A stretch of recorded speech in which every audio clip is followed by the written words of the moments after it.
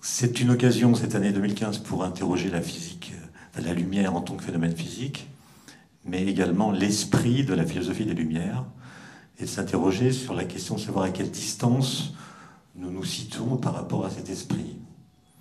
Est-ce que nous accordons encore de l'importance à l'entendement? Est-ce que nous sommes tolérants? Comment penser l'universel? Etc.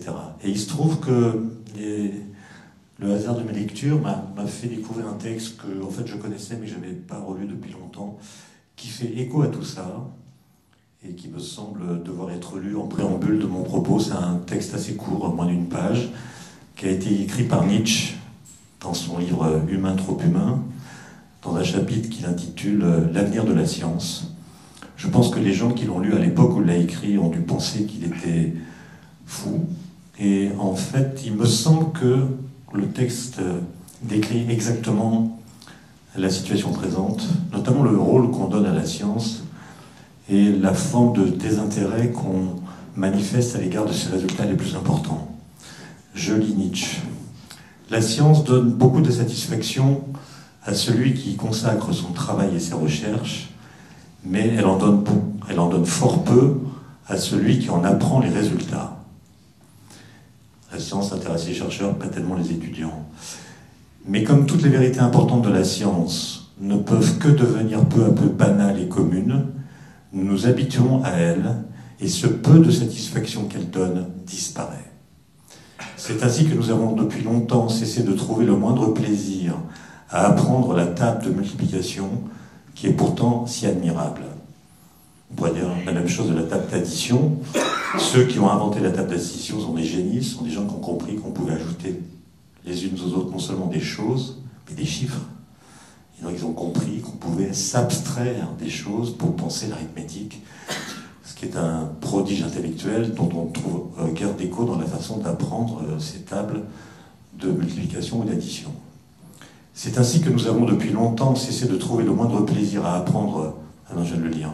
Si donc la science donne de moins en moins de plaisir par elle-même, et si elle en ôte toujours davantage en jetant la suspicion sur la métaphysique, la religion et l'art qui, eux, consolent, voilà appauvrie cette source de plaisir, de toute la plus grande, à laquelle les hommes doivent à peu près toute leur humanité.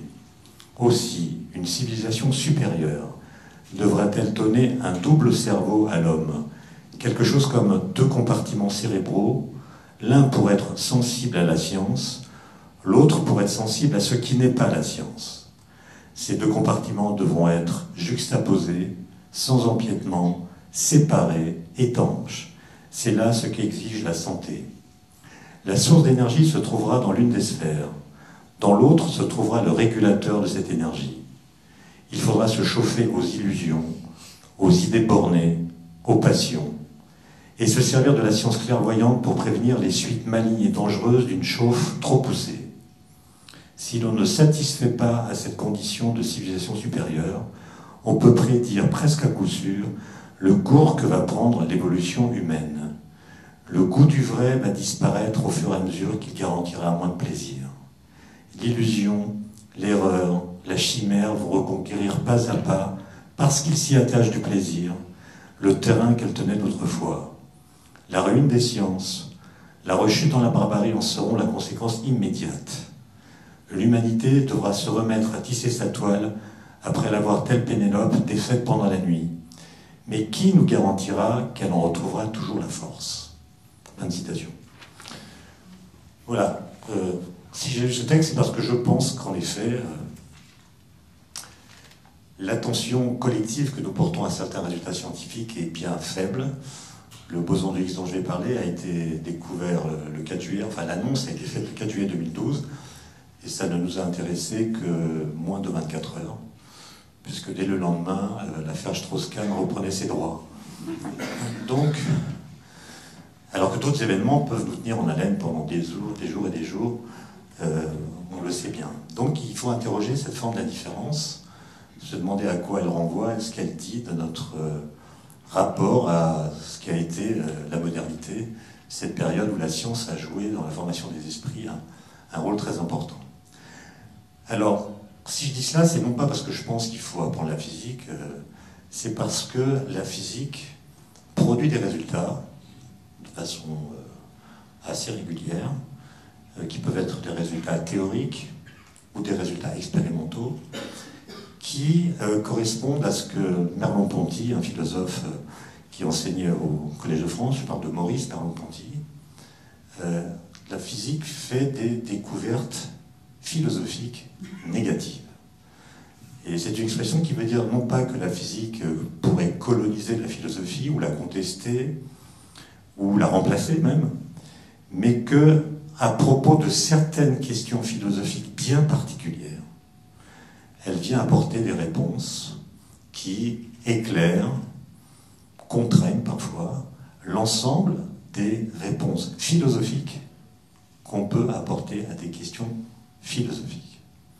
Par exemple, les Grecs et puis les Latins ont pensé l'atome, ils ont imaginé l'atome, lui ont attribué toutes sortes de propriétés, comme le fait d'être insécable, qui a donné son nom à l'atome, le fait d'être immortel, le fait d'avoir une forme, d'avoir une trajectoire bien définie, etc. Et 2500 ans plus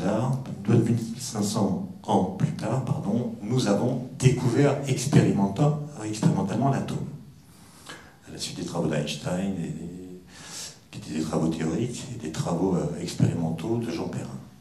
Donc nous avons découvert l'atome, et très souvent dans les livres, on loue l'intuition géniale des précurseurs, ces présocratiques atomistes qui avaient envisagé l'existence d'une telle chose.